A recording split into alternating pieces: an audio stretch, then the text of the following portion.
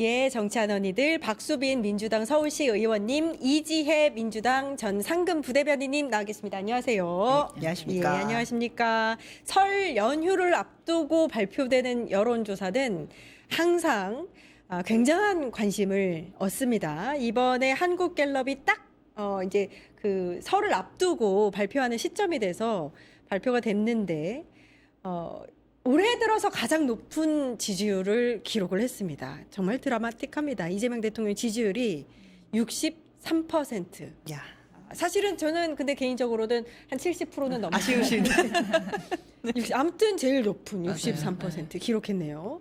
누구부터 말씀하시겠습니까? 그 옛말에 가장 좋은 지도자는 있는지 없는지 모르는 게 시민들이 안심하고 지나갈 수 있는 게 제일 좋은 지도자라고 했는데 이 말을 다르게 해석하면 국민들이 신경 쓰지 않아도 될 정도로 신뢰할 수 있고 안정감이 있는 리더라는 평가가 아닐까 싶어요. 특히 이재명 대통령이 요즘에 일관된 메시지를 다양한 분야에서 내고 있고 일희비하지 않고 쭉 내보내고 있기 때문에 사람들이 제일 불안한 거는 예측 불가능성이거든요. 그런데 예측 가능한 국정 운영 또 안정적으로 전체적인 국정이 어떻게 흘러가는지를 장관들을 데리고 또 회의도 하고 하는 모습을 노출함으로써 안정감, 신뢰감이 높아졌기 때문에 이렇게 좋은 평가가 나오고 있지 않나 싶습니다. 아니 눈에 띄는 게 이 긍정 평가 이후에 부동산 정책이 들어가 있어요. 이거 굉장한 거 아닙니까? 아, 굉장하죠. 아니, 근데 그 좀 이어서 더 말씀드리자면 우리가 윤석열 지지율이랑 비교하면 이게 얼마나 안정적이고 높은 지지율인지를 알 수 있는데 윤석열이 취임 100일 그때 지지율이 30%가 좀 안 됐고 와. 그리고 취임하고 첫 명절 그때 지지율이 얼마인지 아십니까? 얼마였어요? 얼마였죠? 30% 중반이었어요. 아이고. 그러니까 지금 두 배가 있는 거예요. 그리고 우리가 윤석열 때 코스피 2,700이었다가 지금 5,500 두 배 띄운 거나 마찬가지로 지금 이 지지율도 거의 두 배가 안정적으로 심지어 제일 높게 그렇게 나왔다는 것은 굉장히 고무적이고 이 부동산 같은 경우에도 지금 부동산 때문에 지지한다, 아니면 부동산 때문에 뭐 불만이다, 이렇게 많은 여론조사가 갈리고 있긴 한데 사실 부동산이라고 하는 것이 지금까지 민주 진영에서 부동산 가격을 잡기 위해서 굉장히 노력을 많이 했지 않았습니까? 그런데 반면에 또 그 말은 무엇이냐면 보수 진영에서 빚내서 부동산 뭐 투자해라라고 하는 것부터 시작해서 굉장히 많은 특혜를 줬기 때문에 이 부동산 가격 격차가 점점 커지고 그것 때문에 서민들이 피로감을 누적하는 그런 결과를 낳아서 민주진영에서 부동산 가격을 잡는 데 총력을 기울여 왔지 않습니까? 그럼에도 불구하고 지금 굉장히 뭐 그동안에는 문재인 정부 시절에 예를 들어 부동산 때문에 뭐 정권이 뺏겼다라고 평가를 받고 있지만 지금 이재명 정부에서 이재명 대통령이 앞세우는 그런 부동산 관련한 메시지는 굉장히 일관적이고 굉장히 단호한 그런 메시지를 계속 내고 있고, 그리고 정부 이기는 시장은 없다라고 하는 말 속에서 우리가 모든 사용 가능한 정책들을 모두 쏟아부어서 이번에는 반드시 잡겠다라는 강력한 의지를 표명하고 있기 때문에 저는 이번에는 정말 잡았으면 좋겠습니다. 이재명 대통령이 집값을 잡고 그리고 더 대통령 때문에 그리고 집값을 잡는 대통령 때문에 지지율이 더 올라가는 그런 흐름을 앞으로 더 만들었으면 좋겠다. 이런 기대를 해봅니다. 네. 실제로 이재명 정부가 지금 집중해서 추진하고 있는 정책이 부동산이기 때문에 긍정부정이 또 부동산으로 잡혔다는 생각은 들어요. 여태까지의 정책들이 누적되면서 63%라는 대단한 업적을 세웠는데 한 3주 전에 비슷하게 한국갤럽 조사를 보면은 그때 당시 코스피가 5천을 돌파를 막 하고 외교적 성과가 굉장히 많은 시기였거든요. 그때는 긍정평가 이후로 외교, 부정평가 이후로 또 다른 주제들을 꼽았던 걸로 봐서는 민생도 있고 그랬거든요. 그래서 이번에 부동산 정책이 어쨌든 국민들 전반적으로 이슈가 되고 이 논란이나 논쟁을 가져오면서 전반적으로 파고들고 있다. 대통령의 정책이 메시지가 제대로 퍼지고 있다. 이렇게 생각이 돼서 긍정 부정 다 부동산인 것 같습니다. 예, 저희가 지금 살펴보고 있는 여론조사는 한국갤럽이 지난 10일에서 12일까지 전국 만 18세 이상 1,003명을 대상으로 진행을 했고요. 무작위 추출된 무선전화 가상번호 전화조사원 인터뷰 방식으로 진행이 됐습니다. 자세한 내용은 주간선거 여론조사심의위원회 홈페이지 참조하시면 됩니다. 지금 이 여론조사 결과에서 의미 있게 볼 부분이 지역별 결과입니다. 지금 보니까요. TK는 물론이고 PK까지 큰 폭으로 상승을 했습니다. 이게 왜 의미가 있냐면 지선을 앞두고 있기 때문이죠. 보통은 그 집권 여당의 그 선거 결과가 이 그 정부의 지지율에 굉장히 영향을 미치거든요. 그래서 요거를 지금 눈여겨봐야 될 것 같습니다. 보수세가 강한 지역의 민심까지도 상승 효과를 내고 있다.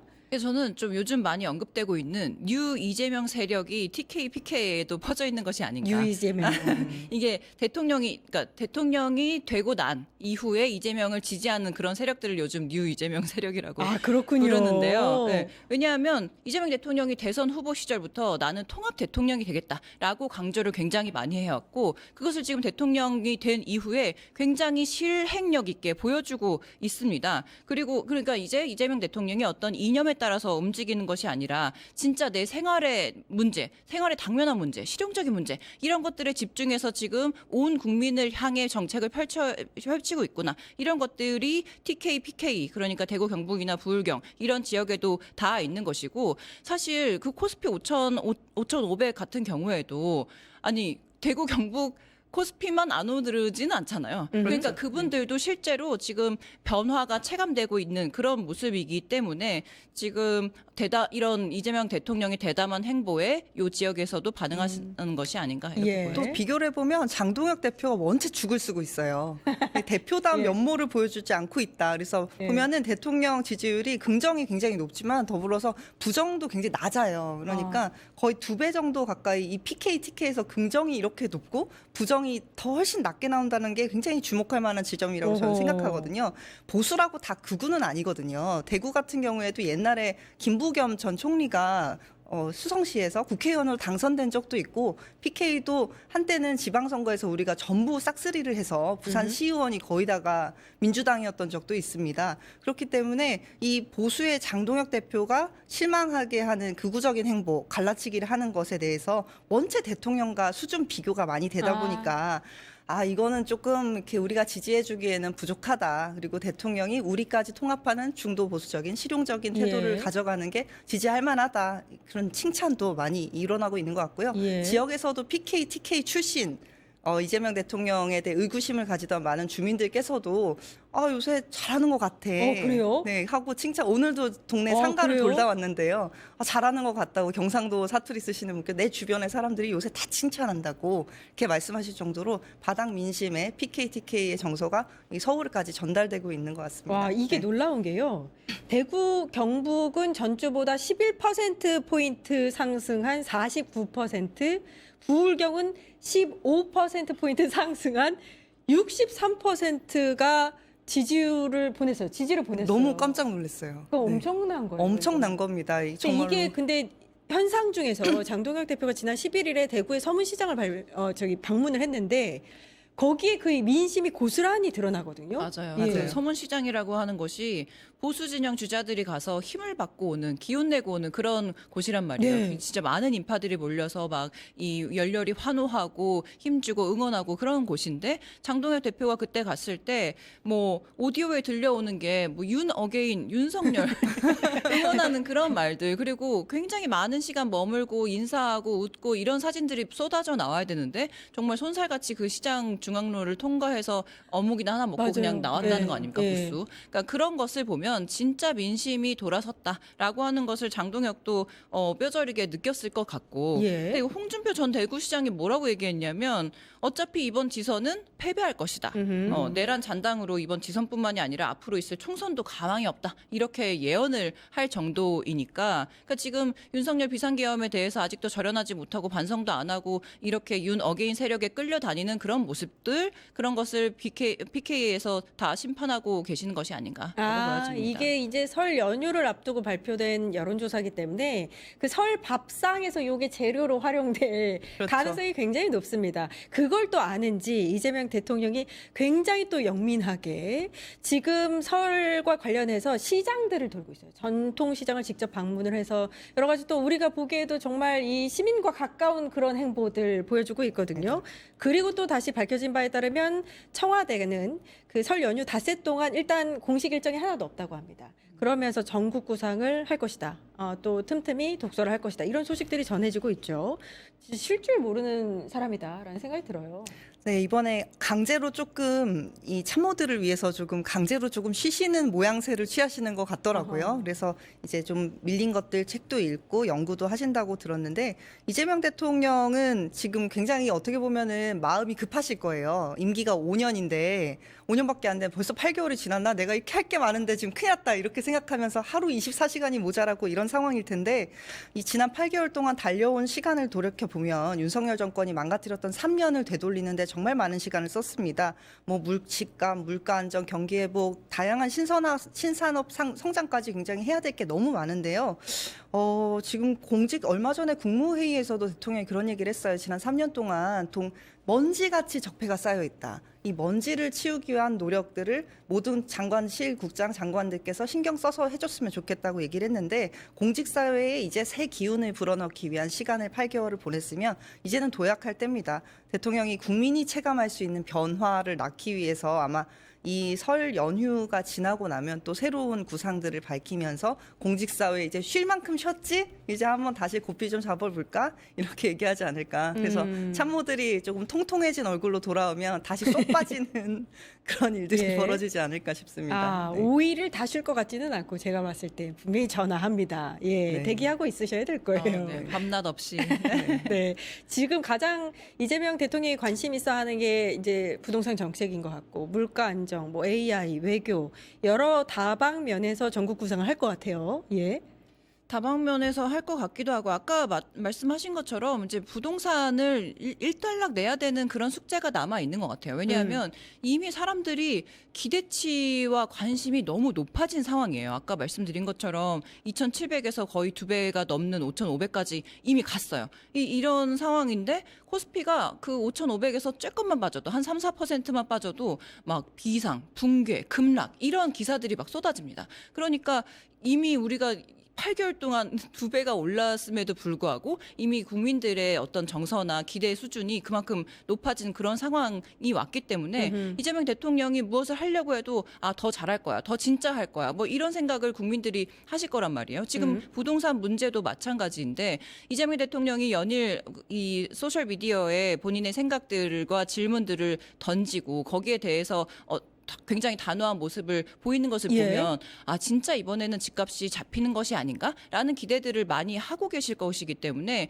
그것을 이제 어느 정도 담고 수습하는 그런 몇 달을 앞으로 보여주셔야 그와 국민들이 역시 이재명이다. 그리고 집값도 이렇게 안정화시켰는데 다음에 나올 그런 정책들은 정말 다 이재명 정부가 원하는 대로 착착 진행이 될 것이다. 우리 경제와 우리 삶이 나아질 것이다. 이렇게 기대를 하실 거기 때문에 부동산 문제를 이번에 확실히 매듭 짓는 것이 중요해 예. 보입니다. 지금 부동산 정책 같은 경우에는 이재명 대통령이 SNS를 통해서 본인의 의견을 계속해서 얘기하고 있지 않습니까? 네네. 그 중에서도 오늘 제가 눈에 띄었던 거는 장동혁 국힘 대표에게 직격을 했어요. 그러니까 장동혁 대표가 부동산 겁박을 준다. 본인 집을 팔아라. 뭐 이렇게 얘기하니까 나 1주택자인데 그리고 나는 부동산 정상화를 추구할 뿐 집 팔라고 강요한 적 없다. 이렇게 얘기했어요. 네.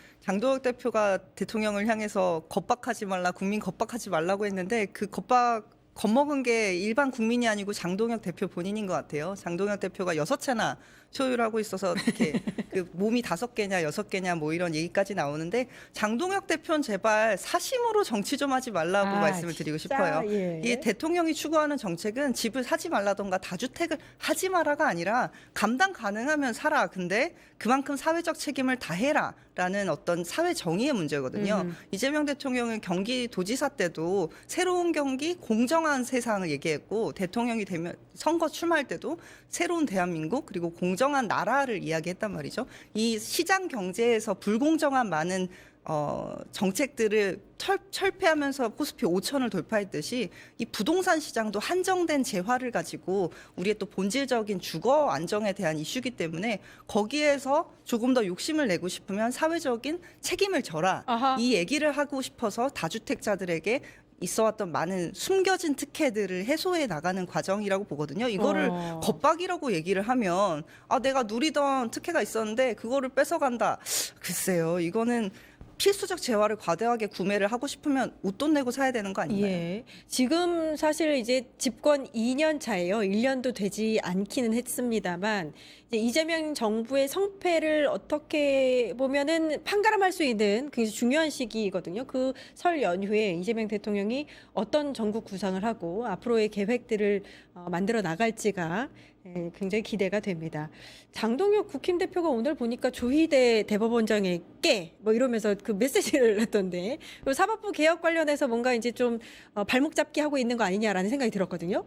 아니 이제 장동혁 대표도 굉장히 마음이 급하죠. 서문시장에 갔는데도 사람들이 지지도 안 하고 그러니까 엊그저께도 이제 뉴스에 나오는 거 보니까 의총장에서도 동료 의원들이 인사도 안 하고 그냥 눈빛으로 쏘는 그런 아이고. 정말요? 그런 뉴스가 실제로 나오기도 했었었고 그리고 지금 당 내에서 그 국민의힘 내에서 뭐 한동훈, 뭐 배현진 이런 사람들을 계속 쳐내면서 빼일 셈의 정치를 하고 있지 않습니까? 그러니까 자꾸 그 우구 세력, 윤 어게인 세력과 손을 잡고 거기에서 하라는 대로 움직이는 그런 모습에 지금 힘을 받지 못하는 그런 상황에서 그럼 이 난국을 어떻게 헤쳐 나가야 될 것이냐. 이 이재명 대통령의 어떤 아픈 곳을 한번 찔러봐야 되겠다라고 하는 처절한 마지막 몸부림 같은 그런 느낌으로 이 설 밥상에 이 재판 문제를 다시 거론해봐야겠다라는 너무 전략적인 말인데 사실 아까도 말씀드렸듯이 지금 국민들은 내 먹고 사는 문제를 해결하는 이재명 정부와 이재명 대통령에게 눈길이 다 가 있기 때문에 지금 전략적으로 이거 봐라 이재명 대통령이 어떤 사람인지 다시 한번 내가 환기시켜줄게라고 하는 굉장히 구태의연한 그런 정치적인 언어에 대해서 국민들이 반응하지 않고 있다는 걸 왜 장동혁 대표 본인만 모르는지 모르겠어요. 그러니까 저도 장동혁 대표한테 한마디 하고 싶은 한마디 게 하세요. 적당히 좀 하세요. 아니 국정 안정이 적당히 중요한 이 상황에서 예. 본인 입지가 불안하다고 아니 판사까지 하신 분이 어떻게 대통령 불소추 특권도 억지로 잊어버린 건지 좀 잘 모르겠고 예. 당대 뭐가 안 풀리니까 회로가 점점 이렇게 녹아들고 있는 게 아닌가 걱정이 됩니다. 내부의 수습에도 오락가락 행보를 하는데 이러니까 텃밭인 TK에서도 사람 행안이 아무도 반기지 않는 겁니다. 그래서 예. 그냥 알아서 좀 정신 차리시길 바랍니다. 예. 오늘 새벽에 이제 이재명 대통령이 SNS에 남긴 글 중에서 또 이슈가 됐던 게 뭐가 있냐면 위례 신도시를 윗 어르신으로 변조했던 증거 조작을 했던 부분에 대해서 이 사례를 다시 한번 언급을 했네요. 그건 왜 그렇다고 보세요? 아니 근데 이게 아무리 누가 봐도 이게 바이든 날리면 그 우리가 한참 놀렸던 그 부분에 대해서도 이해가 안 되는데 위례 신도시를 윗 어르신이라고 검찰이 이렇게 조작해서 기소를 하는 그런 행태를 정말 짚고 넘어가야 될 것 같습니다. 이 검찰이 언제까지 이렇게 조작하고 그리고 본인들의 의제를 설정해서 끌고 갈 수 있을지 모르겠지만 이번 기회에 그러면 부동산 문제와 이 검찰 개혁 이런 부분에서도 종지부를 찍겠다라는 시작점의 SNS가 된 것이 아닌가라는 생각도 최근에 듭니다. 또 조작기소 특위가 만들어지면서 또 이미 있던 조작기소 특위가 있는데 당내에 여기 어떻게 보면 좀 힘을 실어주는 것인가라는 좀 그럴 생각도 수도 조금 있겠네요. 들었어요. 예, 또 최근에 며칠 전 어제죠. 이 송영길 전 맞아요. 대표가 그것도 위법 맞아요. 수직 증거에 의한 이제 기소다라고 해서 무죄 판결이 났습니다. 이렇게 검찰의 수사에서 허술한 부분들이 계속 노출되고 있는 상황이기 때문에 그 대표적인 사례다. 라는 예시로 이제 그것을 말씀해 주신 것 같고 검찰 개혁이 아직도 진행되고 있다는 점에서 내가 너희 지켜보고 있다. 이런 어떤 경고를 주기 위한 것이 아닌가. 특히 요즘 보안 수사권이나 이런 거 관련해서 검찰의 수사 능력에 대해서도 많은 분들이 의구심을 가지고 있는데요.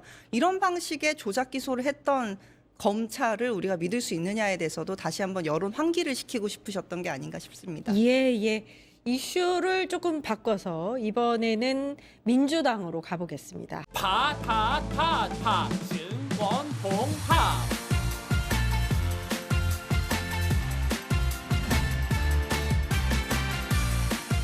이제 저녁 8시 30분 퇴근 후 퀴즈 한판 혼자 하지 마세요. 같이 해요. 매일 저녁 8시 30분 많은 참여 바랍니다.